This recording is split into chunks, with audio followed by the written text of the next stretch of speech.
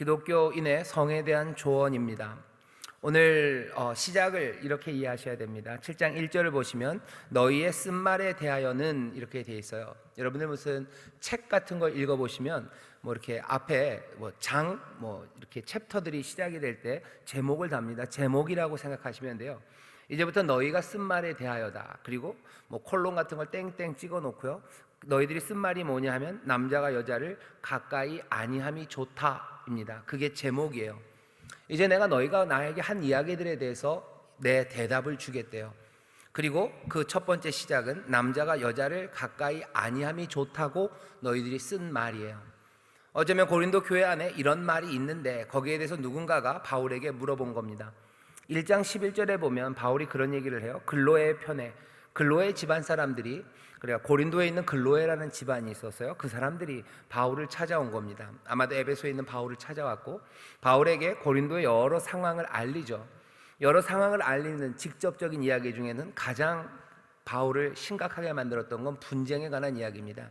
고린도 교회 안에 분쟁이, 다툼이 있대요. 그 다툼이라는 게 또 우습게도 누구는 바울 편, 누구는 바울파, 아볼로파, 게바파, 예수파 이런 식으로 사람들이 나뉘어져서 서로 싸우는 이야기가 심각하게 들렸습니다. 그런데 그 이야기만은 아니죠. 앞에 바울이 그 이야기를 길게 했었습니다. 이제 그것 말고도 고린도 교회에 여러 가지 벌어지고 있는 일들에 대해서 들었고 또 고린도 교회에서 받은 편지들이 있어요. 그 중에 하나가 오늘 여기 있는 남자가 여자를 가까이 아니함이 좋다라는 그런 이야기들입니다. 남자가 여자를 가까이 아니함이 좋다라는 이야기는 그런 뜻이죠. 이건 성적인 이야기입니다. 가까이 아니하다, 가까이 한다는 말은 여기 지금 헬라어 동사로는 손을 댄다는 뜻이에요. 남자가 여자를 손 대지 않는 게 좋다. 이건 성적인 의미가 있는 겁니다. 그러니까 남자와 여자가 성관계를 안 하는 게 더 좋다라는 말이 고린도에 있다는 거죠. 이건 뜬금없이 나온 이야기는 아닙니다. 고린도 그 문화 안에서, 헬라 문화 안에서 여러 철학자들이 그런 얘기를 많이 해요. 여러분들 들어보셨죠? 쾌락주의, 금욕주의 이런 사람들이 있습니다. 사람들이 생각에 가장 좋은 거, 행복을 추구하기 위해서 사람들이 연구를 해요. 그리고서는 철학적인 체계를 만듭니다. 행복하기 위해서는 쾌락을 추구해야 된다는 사람도 있고 또 행복하기 위해서는 금욕을 해야 된다는 사람들도 있어요. 전체적인 세계관과 그리고 사람에 대한 인간관이 좀 다른 거죠. 다르지만 여러 가지 길들이 사람들 앞에 이렇게 놓여지고 어떤 사람들은 쾌락주의를, 어떤 사람은 금욕주의를, 자기들에게 합당하다는 것들을 취하기도 하고 그것들을 따라가기도 합니다. 그러면서 실패하기도 하고 또 거기서 어떤 일가를 이루고 거기서 자기들이 원하는 걸 얻었다고 말하기도 해요. 세상에 쾌락을 쫓아가는 사람이 있는가 하면 또 금욕을 주장하는 사람이 있고요. 고린도 안에도 그렇고요. 또 그 영향이 고린도 교회 안에도 있습니다. 교회 안에도 우리가 6장에서 봤어요. 그 전에 읽었던 거 보면 우리에게 잘못된 거 아무것도 없다는 거죠. 모든 것이 내게 가하다라고 말하는 사람이 있는가 하면 모든 것이 내게 가하니 육체적으로 나에게 성적인 기관이 있어요. 그러니 성적인 만족을 추구하는 거 이건 아무 문제 없다고, 그냥 배불리 먹으면 좋은 것처럼 성적인 관계를 많이 하면 좋다고, 많이 하고 여러 사람 하는 거 그게 뭐가 문제냐고, 모든 것이 가하다고. 우리의 구원은 믿음으로 얻는 거고 몸은 또 그렇게 쾌락 거기에 적합하게 만들어졌으니 우리가 주를 믿고 또 천국에 가게 됐고 이제 율법에도 우리는 아무 제약받지 않고 몸은 그렇게 되어 있으니 얼마든지 성적인 일들 그것들을 하는 것 그게 가하다고, 오히려 교회 안에서 그것들을 더 강화시키는 그런 논리를 말하는 사람들이 있습니다. 비슷한 소설이 하나 있었어요. 잘 읽진 않았거나 옛날에 읽어서 다 생각은 나지 않지만 히라빈 조르바 이런 거죠. 조르바가 어떻게 살아가는지 보면 이런 얘기들이 좀 있습니다. 모든 것이 내게 가하다고 생각하면서 도덕적인 규제를 몽땅 다 벗어버리는 사람이 있는가 하면 그 반대의 사람도 교회 안에 있습니다. 도덕적 규제를 벗어버리는 대신에 엄격한 금욕을 신봉하는 사람들이죠.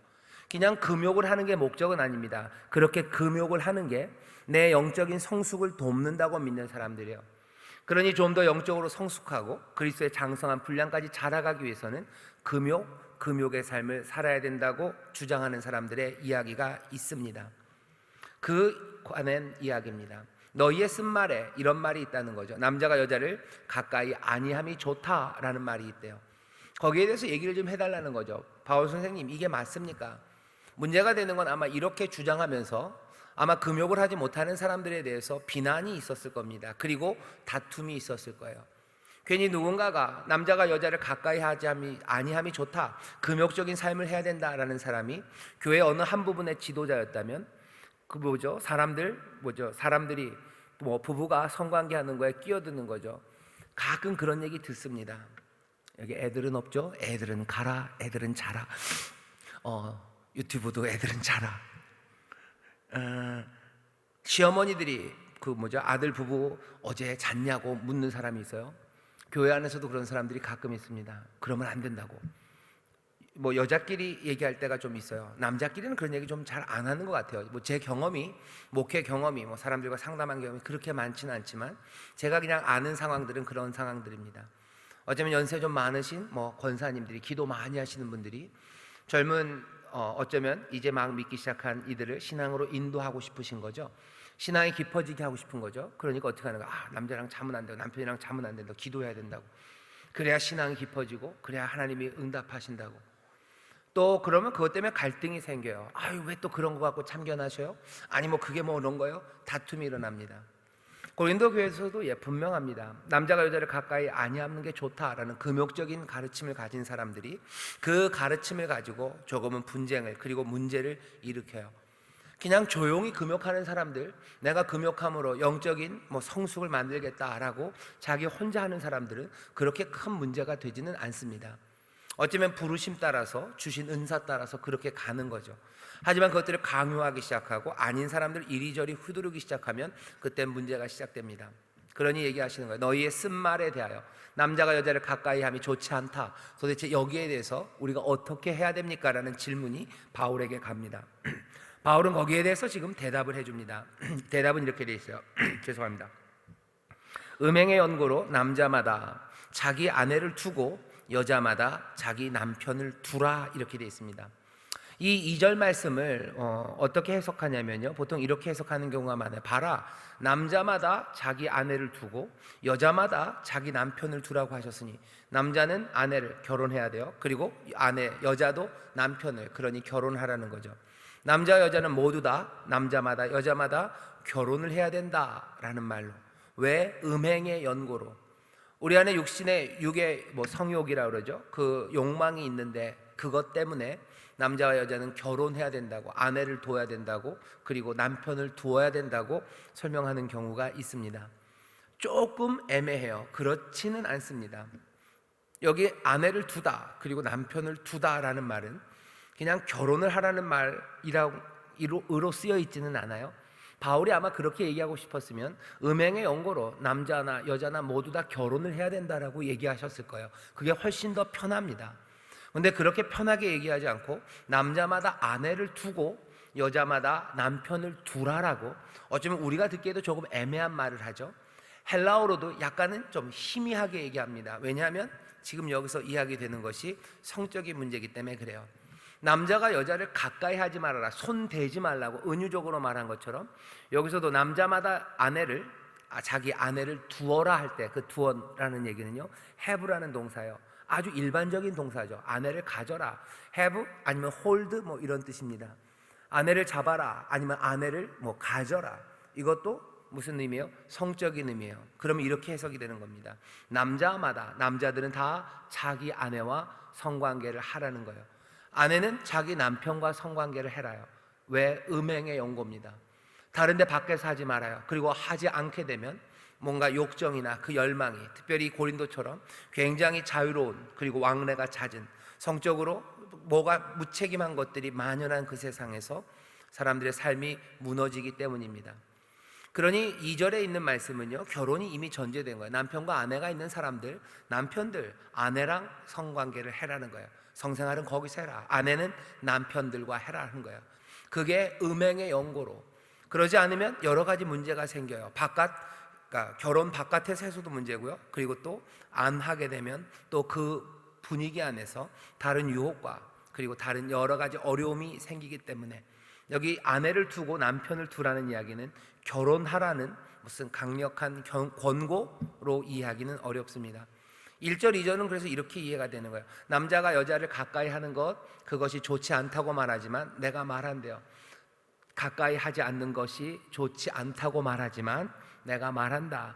음행의 연고이기 때문에 남편은 아내와 그리고 아내는 남편과 성적인 관계를 가져라 라고 얘기해요. 나쁘냐? 아니요, 나쁘지 않다요. 그렇게 하는 게 맞다라고 얘기합니다. 그 다음에 3절 4절은 뭔가 남녀 평등을 얘기해요. 남편은 그 아내에게 대한 의무를 다해라.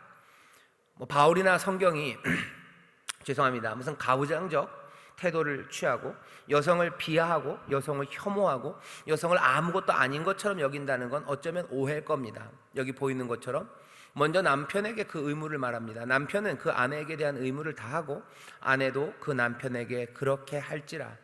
이 의무는 그냥 단지 부양과 순종의 의무만은 아닙니다. 왜? 우리가 지금 말하는 이 맥락이 성적인 관계에 대해서 얘기하는 거기 때문에 그래요. 남자가 자기 아내를 두고 또 아내는 자기 남편을 두고 그 안에서 이루어지는 것처럼 남자는 아내에게 그 의무를, 그리고 아내는 남편에게 그 의무를 다 하라고, 그렇게 하라고 말합니다. 아내가 자기 몸을 주장하지 못하고 오직 그 남편이 하며, 남편도 이와 같이 자기 몸을 주장하지 못하고 오직 그 아내가 하나니, 내 몸은 내 것이 아니라 내 배우자의 것이라고 어쩌면 굉장히 도전적인 이야기를, 그리고 대담한 이야기를 합니다. 내 것을 내 것이라고 주장하기 시작하면 문제가 생겨요. 요즘 무슨 부부간에도 간간이 성립되냐 안 되냐 그런 이야기들이 많습니다.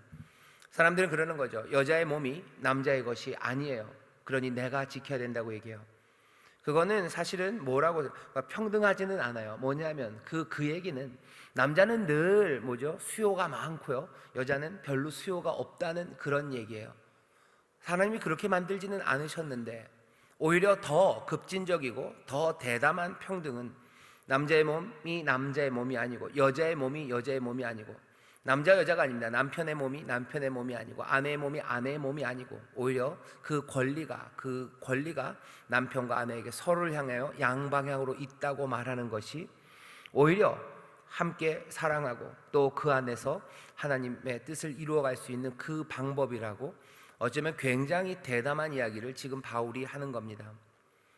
여기 있는 이 말은 요즘에 들어서도요, 이건 굉장히 급진적인 생각이에요. 아주 급진적입니다. 그리고 누구도 이것이 여성 혐오라고 말하기 어려워요. 그리고 남성 비하라고 말하기도 어려워요. 서로를 섬긴다는 것, 내 것이 아니라고 주장하는 것, 우리가 알고 있는 기독교 안의 진리를 우리의 몸에 대해서도 그리고 그 가정에 대해서도 그대로 적용하는 겁니다. 섬기고 내어주는 거죠. 근데 이것이 한 방향이 되면 착취가 되는 거예요. 하지만 이것이 양방향이 되고 서로를 향해서 사랑하는 마음으로 자기를 내어주기 시작하면 그때는 아름다운 하모니와 그리고 하나됨을 만들어낼 수 있는 그 귀한 방법입니다. 하지만 너무 급진적이에요. 그리고 들어본 적이 없기 때문에 낯설 수 있습니다. 하지만 적어도 바울은 지금 그렇게 얘기해요.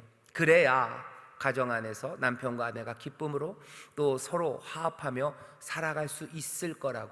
남자가 여자를 만지는 문제에 대해서, 만지지 않는 게 좋다, 성관계 안 하는 게 좋다라는 것에 대해서 바울이 지금 의견을 말하는 겁니다. 결혼하는 그 안에서 남편과 아내가 그것들 성관계 하는 게 맞아요. 음행의 연고로 그렇게 하는 게 맞아요. 그렇게 하는 데 있어서 원칙 아니면 원리를, 급진적인 원리를 얘기해 줍니다. 너희들은 섬김으로 그 일을 하려. 내 몸을 내 것이라고 주장하지 말아라. 아내의 것이다. 아내들, 내 몸은 내 것이라 하지 말아라. 남편의 것이다 라고 하는 거죠.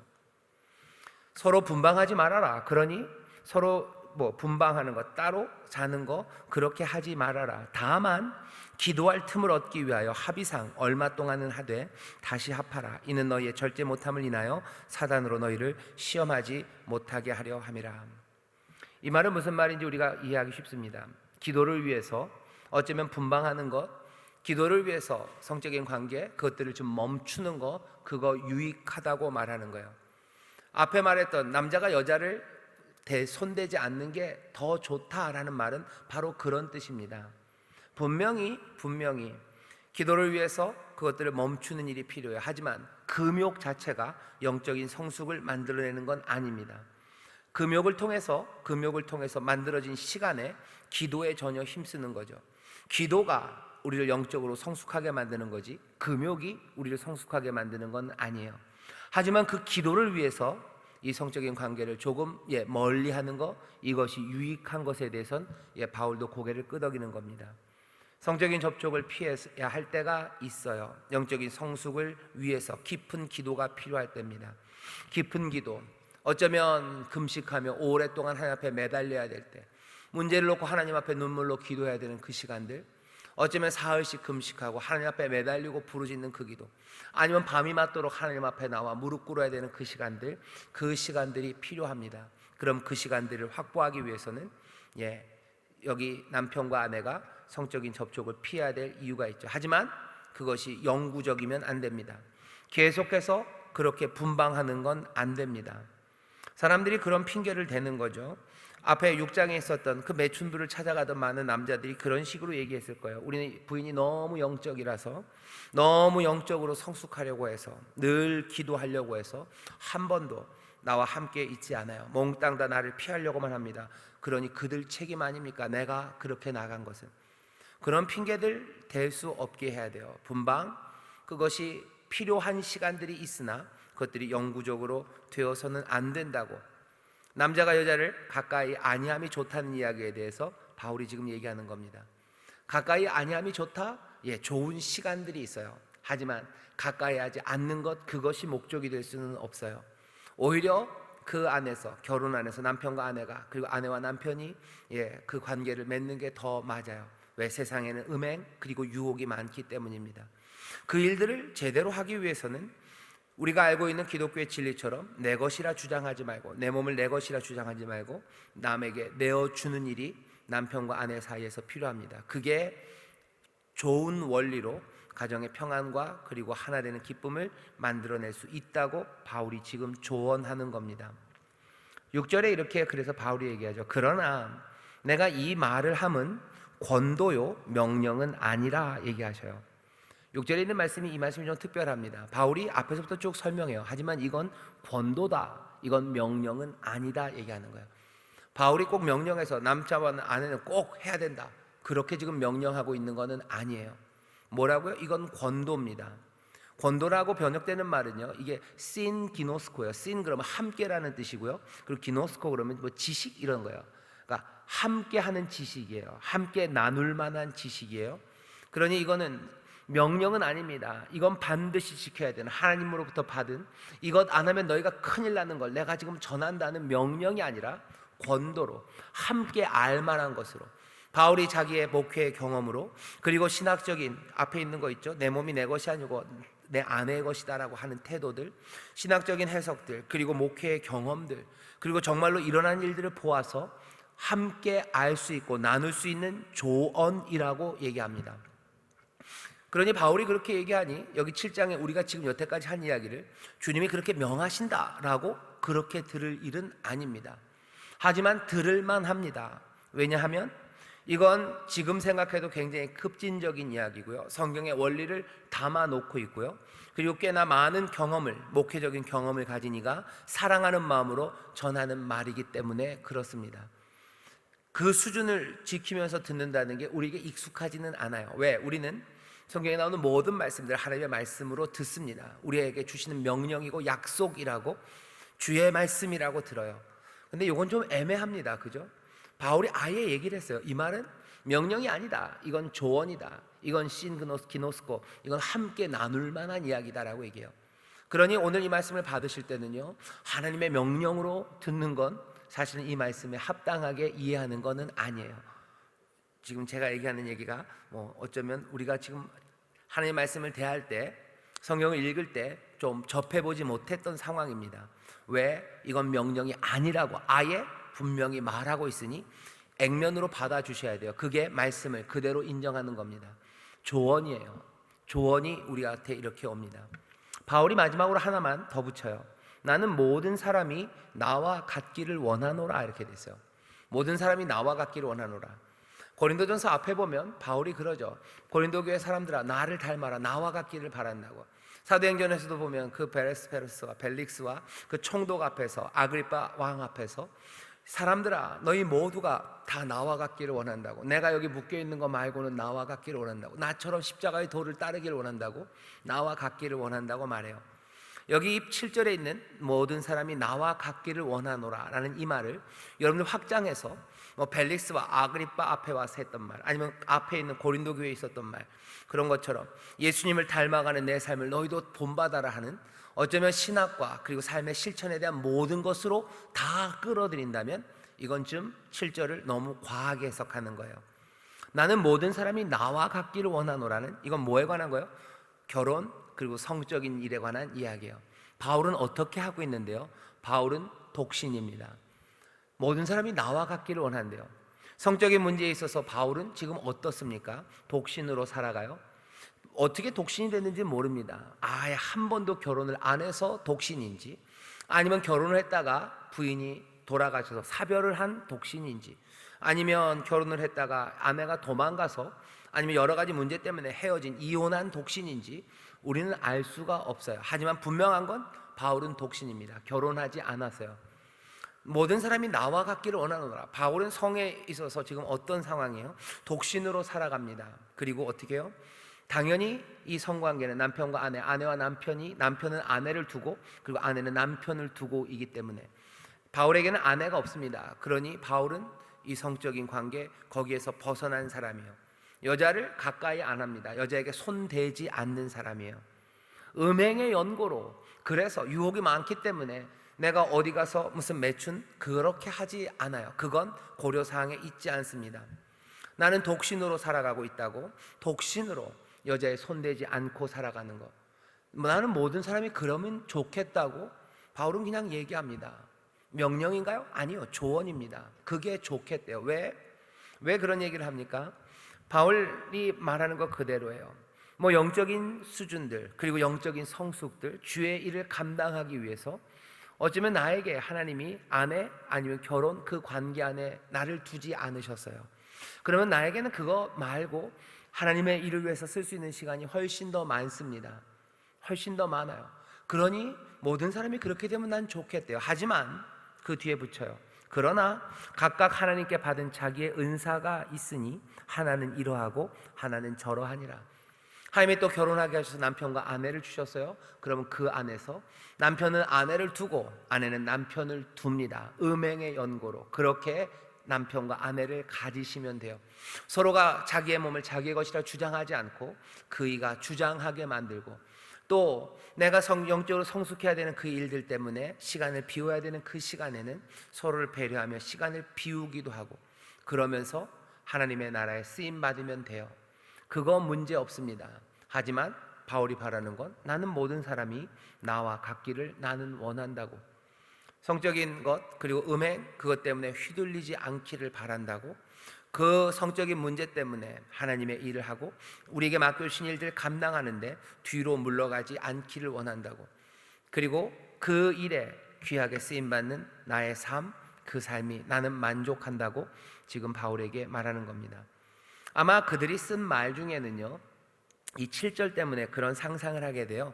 아마 거기 이 고린도 교회가 누구죠? 바울에게 쓰는 편지 안에 뉘앙스가 그런 게 있었을 거예요. 바울 너 참 안 됐다 이런 거예요. 바울이 거기에 대한 대답이 아니, 내가 안 된 게 아니라 오히려 나는 모든 사람이 나같기를 원한다고 아마 은근하게 대답을 한 겁니다. 저는 그렇게 읽힙니다. 나는 모든 사람이 나와 같기를 원하노라. 바울 결혼도 못하고 불쌍한 거 아니냐, 무슨 성적인 그 기쁨 그런 것 맛보지 못하는 거 아니냐, 하나님이 너에게 은혜를 안 주신 거 아니냐, 선물을 안 주신 거 아니냐. 아니, 나는 모든 사람이 나와 같기를 원한다고, 내 삶에 충분히 만족한다고, 하나님께서 나와 같이 하시는 거 그거 나 전혀 불만 없다고, 오히려 많은 사람들이 나와 같기를 바란다고, 하지만 몽땅 다 나와 같아야 되고 나랑 다르면 이상한 것 아니라고, 하나님이 주시는 은사 안에서 그 선물 안에서 이렇게 또 저렇게 주를 따라 살아가면 된다고, 어쩌면 자기의 삶에 대한 변명 비슷하게 아니면 자기의 삶의 만족을 그렇게 표현하고 있습니다. 오늘 기독교인의 성에 관한 조언을 우리가 들어요. 다시 한번, 이건 권도지 명령은 아닙니다. 여기서 오늘 우리가 주시는 말씀을 내 삶에 어떻게 적용할지 좀 생각해 볼 만한 게 많습니다. 먼저는 결혼하지 않은 사람들이 있어요. 독신자, 여러 가지 이유로 혼자 사는 사람들입니다. 혼자 사는 사람들, 남자는 무조건 결혼해야 된다, 적어도 여기 7장 2절에 있는 말씀은 그렇게 얘기하지는 않아요. 7장 2절을 여기 있죠. 남자마다 아내를 두고 여자마다 자기 남편을 두어야 된다. 음행의 연고 때문이다. 그러니 결혼해야 된다라는 걸로 쓰고요. 또 결혼 안 해도 된다라는 사람들은 앞에 있는 음행의 연고로를 끼워요. 뭐냐면 나는 음행하지 않는다. 결혼 안 해도 나는 그런 거에 전혀 관심 없다. 그렇게 그러니까 2절 말씀을 결혼해야 된다라는 것에다 맞춰놓고 이리저리 이야기를 돌릴 필요는 없습니다. 적어도 오늘 7장 말씀 2절이 우리에게 말하는 건 모든 남자와 여자는 결혼해야 된다라는 이야기를 하는 것은 아니에요. 게다가 7절에 바울이 나는 모든 사람이 나와 같기를 원하노라 라고 했을 때 독신으로서의 삶, 그 삶에 대해서 뭔가 낮잡아 보든지 이건 하나님의 은혜와 은사 거기서 떠나가 있다고 가르치지 않아요. 오히려 거기에 대해서 긍정, 훨씬 더 생각보다 많은 긍정이 여기에 있습니다.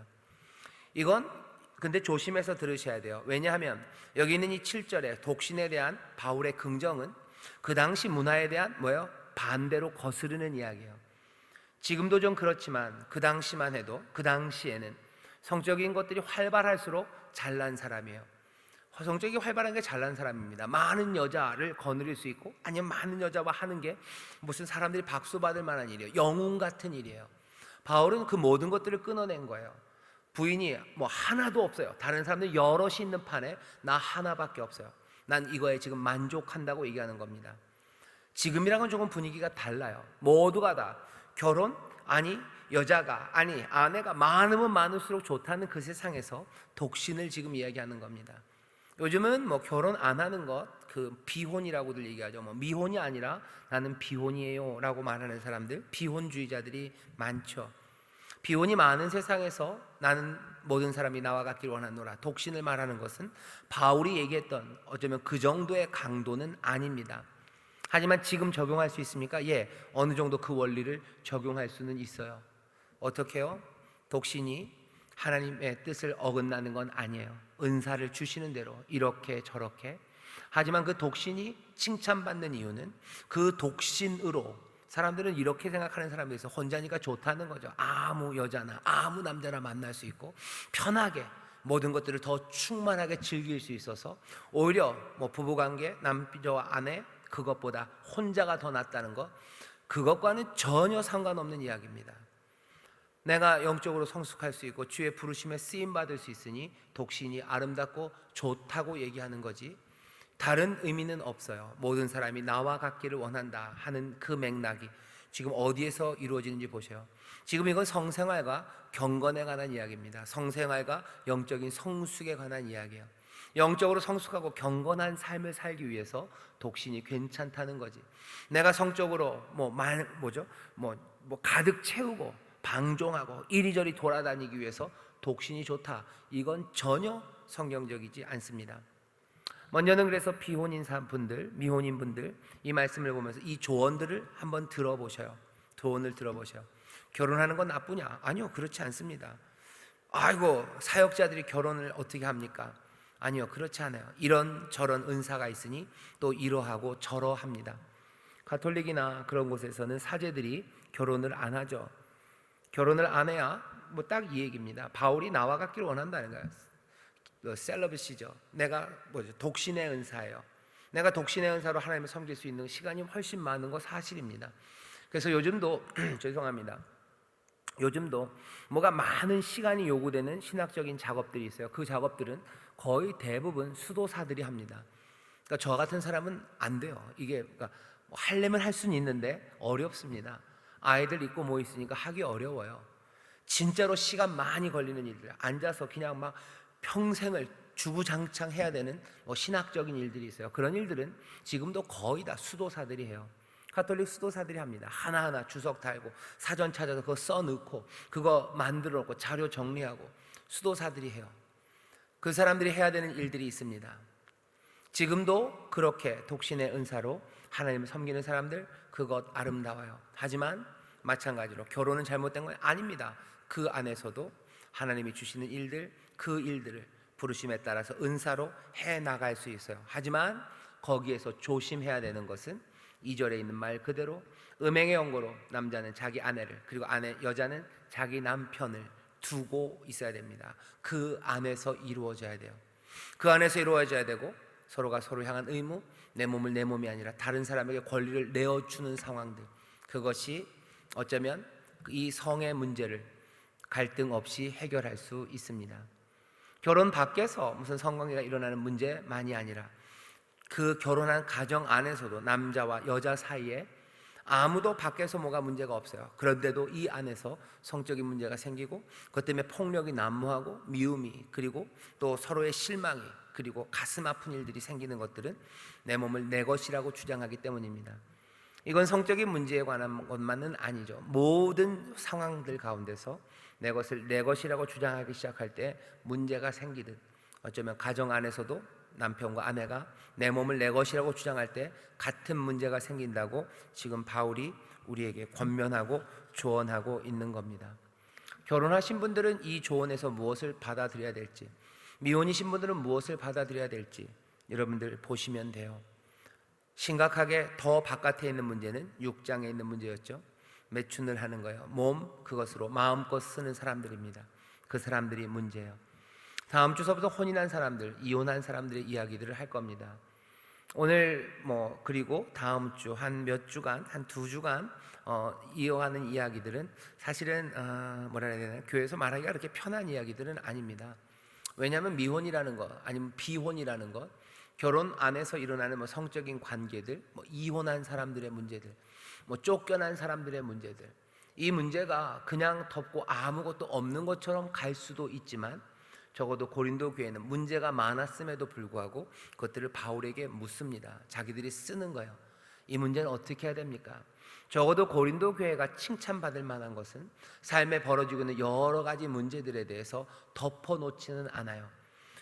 파열음이 들리고 깨지는 소리가 들리고 서로 분쟁이 있지만 그 아픔들, 그리고 그 문제들, 그것들에 대하여 답을 구하려고 합니다. 과격하게, 하지만 답을 찾으려는 마음들이 고린도 교회에 있어요. 우리가 갖고 있는 가장 큰 문제는 이 모든 것들을 다 덮어두려고 하는 거죠. 조언도 구하지 않아요. 명령을 찾지도 않을 뿐만 아니라 이 권도를 구하지도 않습니다. 목회자에게 와서 묻지 않아요. 알아서 한다고 생각해요. 내가 알아서 합니다. 이건 우리 문제라고 얘기해요. 이건 참 어려운 문제입니다. 왜? 서로가 서로를 신뢰하기가 참 어려운 세상이 되어버렸죠.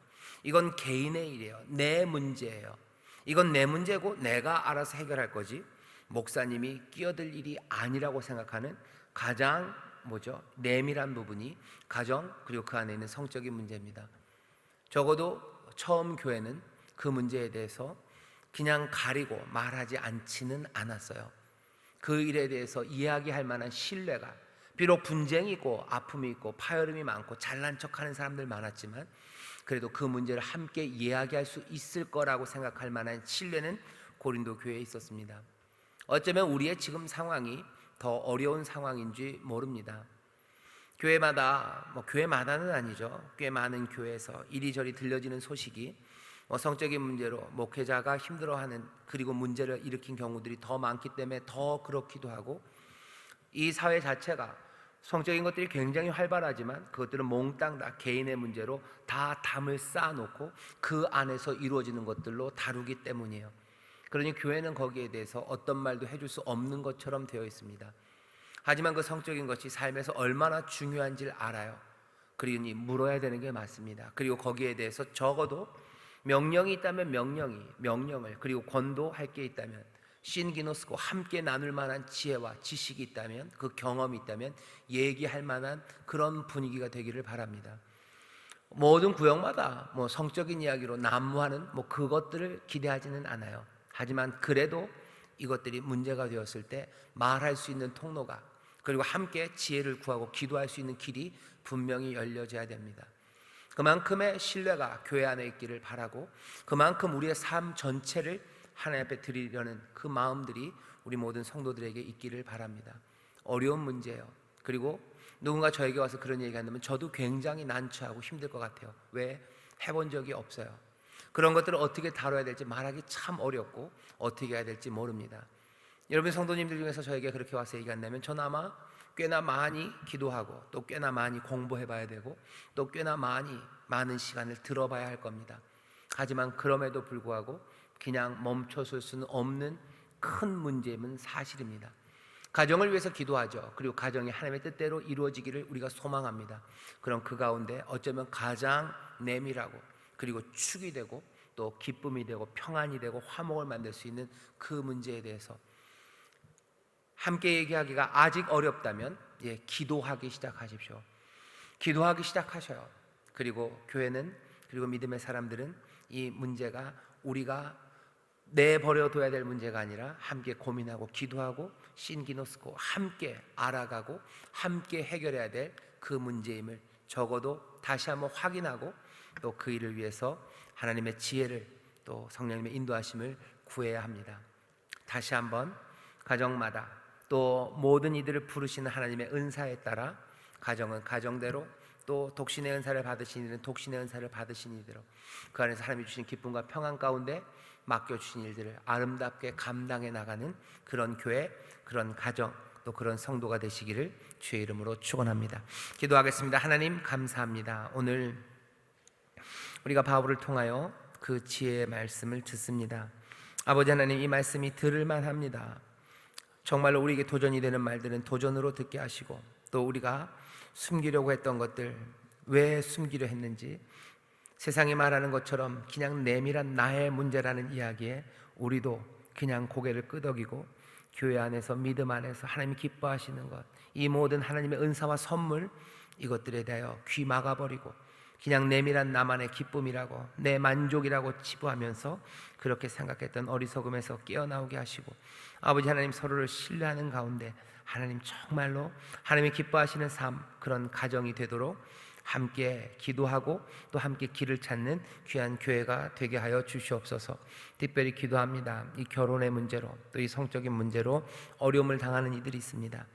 하나님, 우리의 연약함으로 아직 이것이 교회 안에서 권도되고 또 함께 길을 찾기가 어려운 상황이니 주여, 이들이 주 앞에 나와 눈물로 기도하고 또 하나님 앞에 물으며 하나님 앞에 간구할 때 하나님, 그 기도에 어떤 기도보다도 더 귀하게 응답하시고 또 더 분명하게 응답하셔서 하나님, 이 일로 인하여 넘어지는 이들 없도록 주님 붙잡아 주옵소서. 감사드리며 예수님 이름으로 기도하옵나이다. 아멘.